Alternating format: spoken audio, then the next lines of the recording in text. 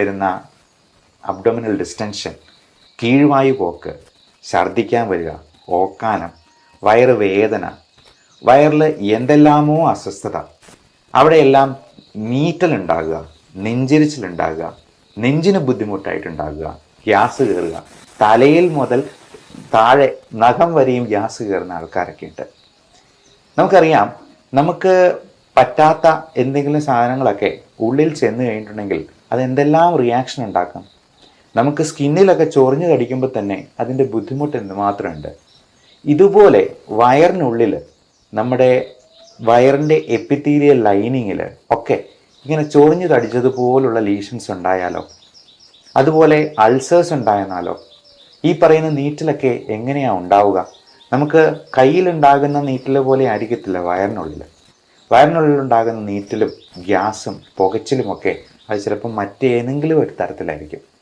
പലപ്പോഴും ulcerative colitis, irritable bowl syndrome, Crohn's disease തുടങ്ങിയ കാര്യങ്ങളൊക്കെ നമ്മളൊരു എൻഡോസ്കോപ്പി ചെയ്ത് നോക്കുമ്പോഴത്തേക്കും ചിലപ്പോൾ കാണാൻ പറ്റും അൾസേഴ്സ് ഇങ്ങനെ നിറഞ്ഞു നിൽക്കുന്നത്. അതിന് ചുറ്റും ഈ ദേഹം ചൊറിഞ്ഞു കളിച്ചിരിക്കുന്നത് പോലെ തന്നെയുള്ള ലീഷൻസ് കാണാം. അതേപോലെ പലതരത്തിലുള്ള ഇൻഫെക്ഷൻസ് ഉണ്ടാകാം. എല്ലാം നമ്മൾ കഴിക്കുന്ന ഭക്ഷണത്തിൽ തന്നെ ഉണ്ടാകുന്നതാണ്. നമുക്ക് പറ്റാത്ത പല ഭക്ഷണങ്ങളും ഉള്ളിൽ ചെല്ലുന്നുണ്ടാവാം. ഇപ്പോൾ നമ്മുടെ സ്കിന്നിൽ എന്തെങ്കിലും ഒരു ചൊറിയണം പോലെ ഒരു സംഗതി തട്ടുന്നാൽ പോലും നമുക്ക് ചൊറിഞ്ഞു തടിക്കും, തിണുക്കും. ഇതേപോലെ തന്നെ നമ്മുടെ കൊച്ചു കുട്ടികളിൽ പോലും പലതരത്തിലുള്ള വിരശല്യങ്ങളും അവർക്ക് പറ്റാത്ത ഭക്ഷണങ്ങളും അകത്ത് ചെല്ലുന്നത് കൊണ്ടുള്ള റിയാക്ഷൻ ഉണ്ടാകുന്നുണ്ട്, അലർജി ഉണ്ടാകുന്നുണ്ട്. പലപ്പോഴും ഈസ്നോഫിൽ കൗണ്ട് ഒരു പരിധിയിൽ കൂടുതൽ, അതായത് 8-9% ഒക്കെ ഉണ്ടെന്നുണ്ടെങ്കിൽ നമ്മൾ കൊച്ചുകുട്ടികൾക്കും മുതിർന്നവർക്കും ഉറപ്പായിട്ടും കൊടുക്കുന്ന ഒരു മരുന്നുണ്ട്, ആൽബൻഡസോൾ. ഞാൻ ഒരു പടിയും കൂടെ കിടന്ന് ആൽബൻഡസോൾ പ്ലസ് ഐവർമെക്റ്റിൻ രണ്ടും കൂടെ ചേർന്നുള്ള, അതായത് എല്ലാ തരത്തിലുള്ള അണുക്കളും ചത്തുപോകുന്ന രീതിയിലുള്ള ഒരു മരുന്ന് 6 മാസത്തിലൊരിക്കൽ ഉറപ്പായിട്ടും ഇങ്ങനെയുള്ളവരിൽ കൊടുക്കാറുണ്ട്. ചിലപ്പോൾ അത് റിപ്പീറ്റായിട്ട് 2 പ്രാവശ്യമൊക്കെ ചില ആൾക്കാരിൽ കൊടുക്കാറുമുണ്ട്. അപ്പോൾ ഇത് എന്തുകൊണ്ടാണ് ഈ ഈസ്നോഫിൽ കൗണ്ട് കൂടുമ്പോൾ, അതായത് അലർജി ഉണ്ടാകുമ്പോൾ ഈ ആൽബൻഡസോൾ കൊടുക്കുന്നത്? അത് മാത്രമല്ല, ഇങ്ങനെ ഈസ്നോഫിൽ കൗണ്ട് 10-ന് മുകളിലായിട്ട് നിൽക്കുകയാണെങ്കിൽ, അബ്സല്യൂട്ട് ഈസ്നോഫിൽ കൗണ്ട് 1000-ന് മുകളിലാണെങ്കിൽ, IgEയുടെ അളവ് ഒരു 100-ന് മുകളിലാണെങ്കിൽ ഒക്കെ ഭയങ്കരമായ അലർജി ഉണ്ട് എന്നുള്ളതാണ് അർത്ഥമാക്കുന്നത്. പക്ഷെ അന്നേരം നമ്മൾ കൊടുക്കുന്ന ഒരു മരുന്നാണ് ഈ പറയുന്ന ആൽബൻഡസോൾ DEC, ഡൈഇഥൈൽ കാർബമസൈൻ. അതായത് ഫൈലേറിയൽ വേംസ്, ചില തരത്തിലുള്ള വിരകൾക്ക് കൊടുക്കുന്ന ഒരു മരുന്നാണ്. ഇത് രണ്ടും കൂടെ കമ്പൈൻ ചെയ്ത്, അതും സിട്രസിൻ്റെ മരുന്നും കൂടെ, അലർജിക്കുള്ള മരുന്നും കൂടെ കമ്പൈൻ ചെയ്ത്, ബാനസിഡ് ഫോർട്ട് എന്നൊക്കെയുള്ള പേരിൽ നിങ്ങൾ കേട്ടിട്ടുണ്ടാവാം. 3 ആഴ്ചത്തേക്ക് ദിവസം 3 നേരം വെച്ചിട്ട് കഴിച്ചോണം, നിർത്തരുത് എന്ന് ഡോക്ടർ കട്ടായം പറയുന്നത് നിങ്ങൾ തന്നെ ചിലപ്പോൾ ശ്രദ്ധിച്ചിട്ടുണ്ടാവാം. അതോടൊപ്പം തന്നെ ചിലപ്പോൾ സ്റ്റിറോയിഡ് മരുന്നും കൊടുത്തേക്കാം.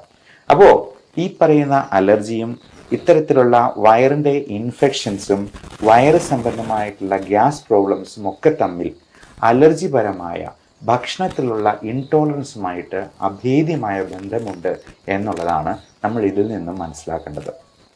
നമുക്ക് പറ്റാത്ത ഭക്ഷണം, അത് നമ്മൾ ഡെയിലി കഴിക്കുന്ന അരി, ഗോതമ്പ്, പാല്, മുട്ട, ഇറച്ചി ഉൽപ്പന്നങ്ങൾ പറയാനില്ല, മീറ്റ് ഐറ്റംസും സീ ഫുഡ് ഐറ്റംസും ഒക്കെ ഒരുപാട് തരത്തിലുള്ള അലർജിക് റിയാക്ഷൻ ഉണ്ടാക്കും. സായിപ്പന്മാർ പണ്ട് ഗോതമ്പിൻ്റെ അലർജിയെ ഗ്ലൂട്ടൻ ഇൻടോളറൻസും മിൽക്കിൻ്റെ അലർജിയെ ലാക്ടോസ് ഇൻടോളറൻസ് എന്നൊക്കെ പറയും. നമ്മൾ ഒരു 5 സ്റ്റാർ ഹോട്ടലിൽ ചെയ്യുമ്പോഴോ ഫ്ലൈറ്റിൽ ബിസിനസ് ക്ലാസ്സിൽ യാത്ര ചെയ്യുമ്പോഴൊക്കെ, സാധാരണ ഇക്കണോമിക് ക്ലാസ്സിലൊന്നും ചോദിച്ചു എന്ന് വരത്തില്ല, നമുക്ക് അലർജിയുള്ള എന്തെങ്കിലും ഉണ്ടോ എന്നുള്ളത് ഡോക്യുമെൻ്റ് ചെയ്യാനായിട്ട് അവർ ആവശ്യപ്പെടും. അപ്പോൾ അതിനനുസരിച്ചിട്ടുള്ള ഭക്ഷണമേ അവർ വിളമ്പാൻ പാടുള്ളൂ. അത് ഷെഫായിട്ട് പഠിച്ചിട്ടുള്ളവർക്കൊക്കെ നന്നായിട്ട് അറിവുള്ളതാണ്. അപ്പോൾ ഇങ്ങനെ എന്താണ് നമുക്ക് അലർജി എന്ന് എങ്ങനെ കണ്ടുപിടിക്കും? അതിനൊരു മാർഗമുണ്ട്. അലർജിയുടെ സ്കിൻ പ്രിക് ടെസ്റ്റ് ഉണ്ട്. നമ്മൾ സ്കിന്നിൽ തന്നെ ഓരോ ഫുഡ് അലർജൻസിൻ്റെയും റിയാക്ഷൻ നോക്കി മനസ്സിലാക്കുന്നത്. അപ്പോൾ നമ്മൾ ഒരു അലർജിയുള്ള സാധനം തൊട്ടെന്നുള്ള റിയാക്ഷൻ പോലെ നമ്മൾ ഇതൊന്ന് ചെറുതായിട്ടൊന്ന് പോറിച്ച് കൊടുക്കുമ്പോൾ അതിൽ വരുന്ന റിയാക്ഷൻ, അത് കോളം വരച്ച് വളരെ സിസ്റ്റമാറ്റിക് ആയിട്ടാണ് ചെയ്യുന്നത്. ഏകദേശം 1 മണിക്കൂറോളം സമയമെടുക്കും. അപ്പോൾ തന്നെ നമുക്ക് റിപ്പോർട്ടും കിട്ടും. ജീവിതത്തിൽ ഒരിക്കലെങ്കിലും ഇത്തരത്തിലുള്ള പ്രശ്നങ്ങളുള്ളവർ നിർബന്ധമായും ഈ ടെസ്റ്റ് ഒന്ന് ചെയ്ത് നോക്കുന്നത് നല്ലതായിരിക്കും.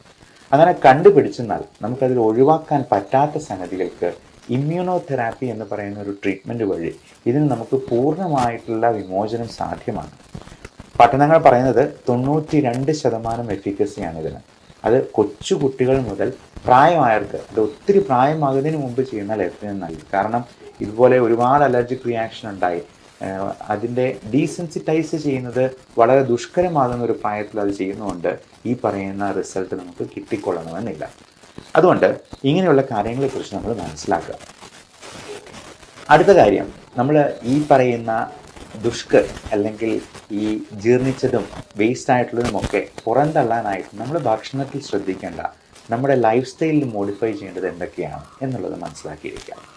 നമുക്ക് എല്ലാവർക്കും അറിയാം, ഈ ആദ്യം പറഞ്ഞ പോലെ ചൂലിടിച്ച അടിച്ച് വൃത്തിയാക്കുന്നത് പോലെ ഫൈബർ കണ്ടൻ്റുള്ള ഭക്ഷണം വേണമെന്നുള്ളത്. പക്ഷെ നമ്മൾ എത്ര പേര് ഈ ഫൈബർ കണ്ടൻ്റ് ഉള്ളത് കഴിക്കുന്നുണ്ട്? നമ്മൾ കഴിക്കുന്ന മധുര പലഹാരങ്ങളും ബേക്കറി സാധനങ്ങളും മൈദ അടങ്ങിയിട്ടുള്ളതും ഈവൻ നമ്മൾ വാങ്ങിക്കുന്ന ഗോതമ്പിൻ്റെ ആട്ടയും അരി ആഹാരങ്ങളും ഒക്കെ വളരെ റിഫൈൻഡായി പോകുന്നു എന്നുള്ളത് നമ്മൾ മനസ്സിലാക്കിയിരിക്കുക. അത് തവിടിൻ്റെ അംശം തീരെ കുറവാണ്. ഇങ്ങനെ ഏറ്റവും റിഫൈൻഡ് ആയിട്ട് വരുന്ന അരിക്ക് സൗന്ദര്യം കൂടുന്തോറും അതിൻ്റെ ക്വാളിറ്റി കുറഞ്ഞു പോവുകയാണ് ചെയ്യുന്നത്. നമുക്ക് ഈ ഗ്ലൈസിമിക് ഇൻഡെക്സ് ഒത്തിരി കൂട്ടുക. അപ്പം നല്ല വെള്ളരി ചോറ് മാത്രമേ ചില കുട്ടികളൊക്കെ ആണെങ്കിലും കഴിക്കത്തുള്ളൂ. അത് ഇച്ചിരി പൊട്ടും തടിപ്പും ഒക്കെ ആണെന്നുണ്ടെങ്കിൽ വേണ്ടാന്ന് പറയും. ഇപ്പം നമ്മൾ കേരളത്തിൽ നിന്ന് പുറത്തോട്ട് പോയിട്ടുണ്ടെങ്കിൽ എല്ലായിടത്തും വൈറ്റ് റൈസേ ഉള്ളൂ. അവർ ബ്രൗൺ റൈസ് കൊടുക്കുന്ന കഴിക്കുക പോലും ഇല്ല. എന്നാൽ ഏറ്റവും നല്ലത് നല്ല ബ്രൗൺ കളറിലുള്ള, പറ്റുമെങ്കിൽ ചുവന്ന നിറത്തിലിരിക്കുന്ന ചെമ്പാവരിയുടെയൊക്കെ ചോറ് കൊണ്ടുള്ള ഭക്ഷണങ്ങളാണ് എന്നുള്ളത് പ്രത്യേകം മനസ്സിലാക്കുക. നല്ല ചുവന്ന അരി കിട്ടും, അതാണ് ഏറ്റവും തവിടുള്ളത്. അല്ലെങ്കിൽ നല്ല തവിടിൻ്റെ കണ്ടൻ്റുള്ള മില്ലറ്റ്സ് പോലുള്ള, മില്ലറ്റ്സ് തന്നെ പല വെറൈറ്റി അവൈലബിൾ ആണ്. ബേബി മില്ലറ്റ്സ് പോലുള്ള സാധനങ്ങളും ചോളം പോലുള്ള സാധനങ്ങളും ഒക്കെ. അപ്പം അതിൽ എത്രത്തോളം തവിടുണ്ടോ അത്രത്തോളം നല്ലത്. പണ്ടൊക്കെ വീടുകളിൽ മുതിർന്ന കുട്ടികൾ ഇളയ കുട്ടികളോട് തമാശ പറയാണ്, എടാ നിന്നെ തവിട് കൊടുത്ത് വാങ്ങിച്ച കേട്ടോ, നിന്നെ കൊണ്ടൊരു ഉപയോഗമില്ലാണ്. പക്ഷേ ഇനി ഈ ഇളയ കുട്ടികൾക്ക് അവരോട് തിരിച്ചു പറയാം, തവിടിനാണ് ഏറ്റവും കൂടുതൽ പോഷകങ്ങളും ഉള്ളത്, ഏറ്റവും ആരോഗ്യം നമുക്ക് മെച്ചപ്പെടുത്താനായിട്ടും തവിട് അടങ്ങിയ ആഹാരമാണ് നല്ലത് എന്ന് നമുക്ക് തിരിച്ച് പറയാനായിട്ട് ഒരു വാദമുഖമായി. ഇനി ഇതിന് നമുക്ക് ഹോം റെമഡീസിനായിട്ട് എന്തൊക്കെ ചെയ്യാൻ പറ്റും?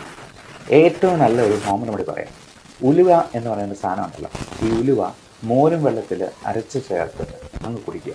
അതുകൊണ്ട് രണ്ടുണ്ട് ഗുണം.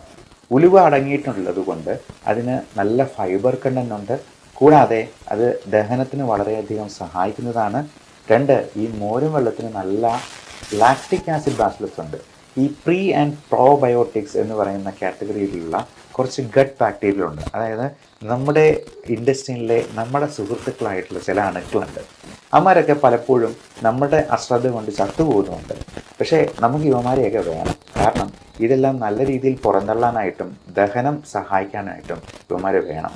അല്ല എന്നുണ്ടെങ്കിൽ നമ്മൾ ഈ കീഴ്വായു വിടുമ്പോൾ വരുന്നത് എത്രയോ ടോക്സിക് ആയിട്ടുള്ള കെമിക്കൽസും ഗ്യാസും ആണെന്നറിയോ. ഹൈഡ്രജൻ സൾഫൈഡ് എന്ന് പറയുന്ന ഗ്യാസാണ് ആ കീഴ്വായു പോകുമ്പോൾ അത്ര ദുസ്സഹമായിട്ടുള്ള ഒരു ദുർഗന്ധം ഉണ്ടാക്കുന്നത്. അതുപോലെ മീഥെയിൻ പോലുള്ള ഗ്യാസുകളും അമോണിയ പോലുള്ള വിഷവാതകങ്ങൾ പോലും പല അസുഖങ്ങളിലും ഉണ്ടായി വരുന്നുണ്ട് എന്നുള്ളത് മനസ്സിലാക്കുക. അപ്പോൾ ഇതിലൊക്കെ ഇപ്പോൾ ഈ അമോണിയ അത് ഒത്തിരി കൂടി കഴിയുമ്പോഴത്തേക്കുമാണ് ഈ ലിവറിൻ്റെ പ്രോബ്ലംസ് ഉള്ളവർക്ക് ബോധക്കേടും ബോധക്ഷയവും ഒക്കെ ഉണ്ടാക്കുന്ന ഹെപ്പാറ്റിക് എൻകെഫലോപ്പതി എന്ന് പറയുന്ന ഒരു കണ്ടീഷനിലോട്ട് പോകാം. ആൾ ബോധം കെട്ടു പോകും. അപ്പോൾ ഈ അമോണിയയുടെ അളവ് ഒത്തിരി ക്രമാതീതമായിട്ട് കൂടുകയും അത് ലിവറിൻ്റെ പ്രശ്നങ്ങൾ കൊണ്ടും ഉണ്ടാകാം, കിഡ്നിയുടെ പ്രശ്നങ്ങൾ കൊണ്ടുണ്ടാകാം, ദഹന സംബന്ധമായിട്ടുള്ള മറ്റ് പ്രശ്നങ്ങൾ കൊണ്ടുണ്ടാകാം, ശ്വാസകോശ സംബന്ധമായ രോഗങ്ങളിലോട്ട് പോലും ഈ GERD പുളിച്ചിതകെട്ടൽ, ഗേർഡ് എന്ന് പറയുന്ന ഗ്യാസ്ട്രോ ഈസോഫാജിയൽ റിഫ്ലക്സ് ഡിസീസ്, ചുമ ഉണ്ടാക്കാൻ ഒരു വലിയ കാരണമാണെന്ന് എത്ര പേർക്കറിയാം. പലപ്പോഴും ഈ ചുമ പലയിടത്തും ട്രീറ്റ് ചെയ്തിട്ട് ഒരിക്കലും ഭേദമാകാതെ നമ്മുടെ അടുത്ത് വന്നപ്പോൾ ജസ്റ്റ് ഒരു പാൻഡോപ്രസോൾ ടാബ്ലറ്റ് അല്ലെങ്കിൽ ഒരു ഡോംസ്റ്റാൾ ടാബ്ലറ്റ് പോലെ കൂട്ടി ചേർത്ത് കൊടുക്കുമ്പോഴത്തേക്കും ആ ചുമ മാറുന്ന കാണാം. അതുപോലെ കാൽഷ്യം കുറഞ്ഞു പോകുന്നത് കൊണ്ട് ചുമ കുറയാം, മഗ്നീഷ്യം കുറഞ്ഞു പോകുന്നതുകൊണ്ട് ദഹനം പ്രോപ്പർ ആകാതെ വരാം, കോൺസ്റ്റിപ്പേഷൻ ഉണ്ടാകാം എന്നൊക്കെ നമുക്ക് ശരിക്കും അറിവില്ല എന്നുള്ളതാണ് ശരിയായിട്ടുള്ള വസ്തുത.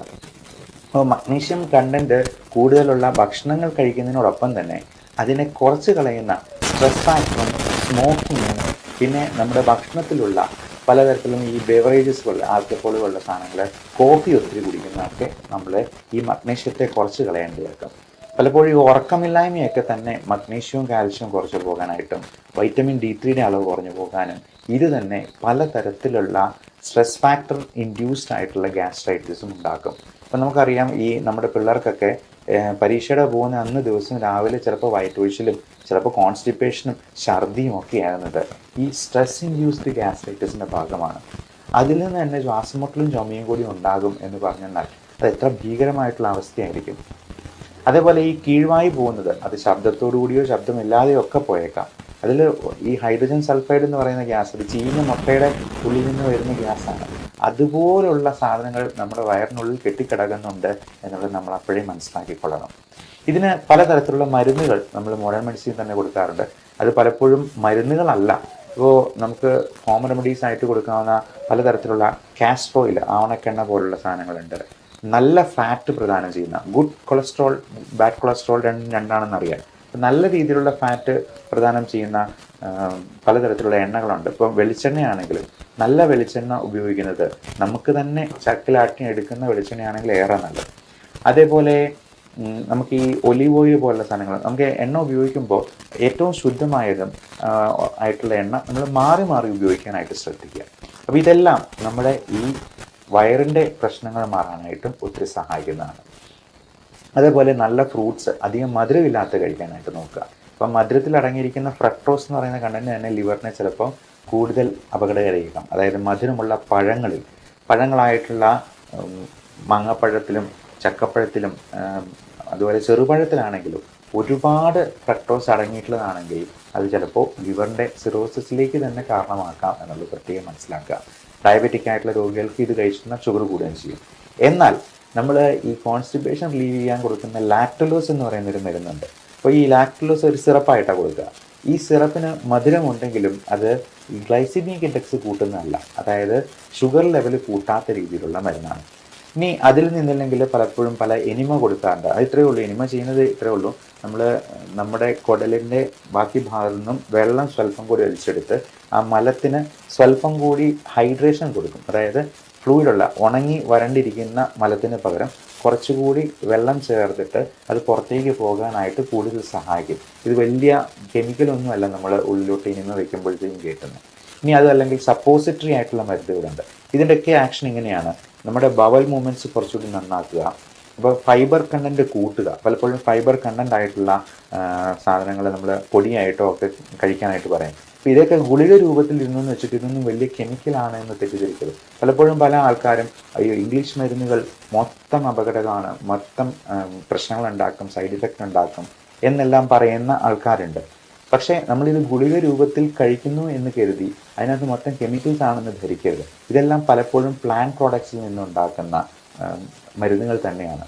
അതെല്ലാം ഈ ഇംഗ്ലീഷ് മരുന്നുകളിൽ അലോപ്പതിയിൽ കൃത്യമായിട്ട് ഡോക്യുമെൻ്റ് ചെയ്ത് വെച്ചിട്ടുണ്ട് എന്ന് മാത്രമേ ഉള്ളൂ. പലപ്പോഴും ആയുർവേദത്തിലും ഈ പറയുന്ന ഗുളിക രൂപത്തിൽ കൊടുക്കാറുണ്ട്, അല്ലെങ്കിൽ സിറപ്പ് രൂപത്തിൽ കൊടുക്കാറുണ്ട്. അപ്പോൾ ഈ ഗുളിക രൂപത്തിൽ കാണുന്ന എല്ലാം കെമിക്കൽസ് ആണ് എന്ന് തെറ്റിദ്ധരിക്കരുത്. ഇപ്പോൾ പ്രകൃതിയിൽ നിന്ന് തന്നെ കിട്ടുന്ന മറ്റ് സാധനങ്ങൾക്ക് അതിനേക്കാൾ സൈഡ് എഫക്റ്റ് ഉണ്ടാവാം. ഈ പുകയില, നേരത്തെ പറഞ്ഞ പോലെ സ്മോക്കിംഗ് ഒരു വലിയ കോസാണ് നമ്മുടെ ദഹന പ്രക്രിയയെ തകിടം മറിക്കാനായിട്ട്. ഈ പുകയില എന്ന് പറയുന്നത് പ്രകൃതിയിൽ നിന്ന് നമ്മൾ നേരിട്ട് കിട്ടുന്നതാണ്. കഞ്ചാവ് അതുപോലെ പ്രകൃതിയിൽ നിന്ന് നേരിട്ട് കിട്ടുന്ന ഒരു ഇലയാണ്. മദ്യമാണെങ്കിൽ പോലും പഴങ്ങളുടെയൊക്കെ സത്ത്, ലാലേട്ടൻ്റെ സിനിമയിൽ പറയുന്ന പോലെ ഈ സ്കോച്ച് വിസ്കി എന്ന് പറയുന്നത് പഴങ്ങളുടെ സത്തൊക്കെ ഊറ്റിയെടുക്കുന്ന നല്ല സാധനമാണ് എന്ന് തെറ്റിദ്ധരിക്കുന്ന കുടിയന്മാരൊക്കെ ഉണ്ട്. അപ്പോൾ ഇതൊക്കെ നമുക്ക് ഒരു സൈഡ് ഇഫക്റ്റും ഉണ്ടാക്കുന്നില്ലേ എന്ന് ചോദിച്ചാൽ തന്നെ അതിനകത്തുള്ള ആ ഒരു മണ്ടത്തരം, ഉദ്ദേശശുദ്ധി ഇല്ലായ്മ നമുക്ക് മനസ്സിലാക്കിയെടുക്കാവുന്നതേ ഉള്ളൂ. അതുപോലെ പലതരത്തിലുള്ള വിഷക്കായകളുണ്ട്. നമ്മുടെ ഭക്ഷണത്തിൽ തന്നെ ഉൾപ്പെടുന്ന പലതും നമുക്ക് അലർജി ഉണ്ടാക്കിയേക്കാം. ഇത്തരത്തിലുള്ള കാര്യങ്ങളെക്കുറിച്ച് നമ്മൾ കൃത്യമായി മനസ്സിലാക്കുക. അതിന് വേണ്ട നടപടികൾ നമ്മുടെ ഭക്ഷണശീലങ്ങളിലും ജീവിതശൈലിയിലും കൈക്കൊള്ളുക. എക്സസൈസ്, വ്യായാമം, നിത്യാഭ്യാസി കല്ല് കഴിച്ചെന്നാലും ദഹിച്ചു പോകും എന്നാണ് പറയപ്പെടുക. അപ്പോൾ നല്ല അധ്വാനമുള്ള, നല്ല എക്സസൈസ് ഉള്ള ഒരാൾക്ക് മാത്രമേ ദഹനവും പ്രോപ്പറാകത്തുള്ളൂ. മിക്കവാറും ഈ പ്രായമായവരൊക്കെ ഫുൾ ടൈം ഉറക്കമാണ്. അവർ കട്ടിലേന്ന് എടുക്കുന്നില്ല, പകലും ഉറക്കം, രാത്രിയിൽ ഉറക്കം. അപ്പോൾ ഇങ്ങനെ 24 മണിക്കൂർ ഉറങ്ങി കഴിഞ്ഞിട്ടുണ്ടെങ്കിൽ അവർക്ക് വയറ് സംബന്ധമായിട്ടുള്ള പ്രശ്നങ്ങളും മറ്റസുഖങ്ങളും ഈ ക്ഷീണം കൂടത്തേ ഉള്ളൂ. ഉറക്കം കൂടിയിരുന്നാലും പ്രശ്നമാണ്. അതുപോലെ തന്നെയാണ് ഉറക്കം കുറഞ്ഞു പോയെന്നാലും. അപ്പോൾ ഉറക്കത്തിന് മരുന്ന് എന്തെങ്കിലും കഴിക്കാൻ ഡോക്ടർ പറയുമ്പോൾ അയ്യോ ഇത് ഭയങ്കര സൈഡ് ഇഫക്റ്റ് ഉള്ളതാണ് എന്ന് പറഞ്ഞ് അവർ ഉറങ്ങാതിരിക്കും. അവസാനം അവരുടെ സ്ട്രെസ് ഫാക്ടർ തന്നെ ബാക്കിയുള്ള എല്ലാ അസുഖങ്ങളിലോട്ടും വഴിതെളിക്കും. അത് തന്നെ അവരുടെ അന്ത്യത്തിന് വരെ കാരണമാകുന്ന ഒരു അവസ്ഥ പലപ്പോഴും കാണാറുണ്ട്. അപ്പോൾ ഇങ്ങനെയുള്ള കാര്യങ്ങളെക്കുറിച്ച് നിങ്ങളുടെ പ്രിയപ്പെട്ടവരോട് ഷെയർ ചെയ്ത് കൊടുക്കുക. Love and regards doctor Bipin Jose, Pulma medical centre, Pala Kanjirappally.